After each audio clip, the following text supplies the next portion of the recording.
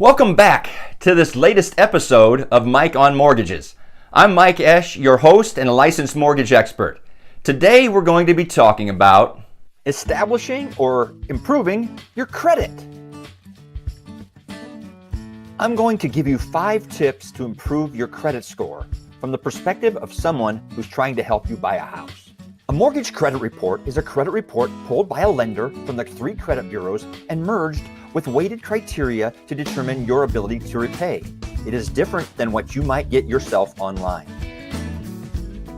So these are the 5 most important things, in my humble opinion.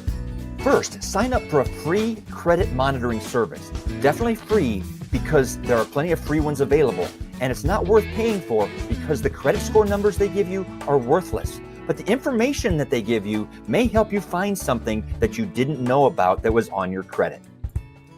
The biggest thing I see is people with too high of a credit utilization. That means their credit card balances are too large of a percentage of their credit limit. The more you can lower this percentage, the better your credit will be. Another factor is getting collection items deleted. This can help, but if the collector is not willing to delete, do not be in a hurry to pay. Just paying them off does not help. Now, if your problem is not having enough credit, then my advice is to get a credit card. But remember credit utilization. Keep that balance low and use the card regularly and pay it on time.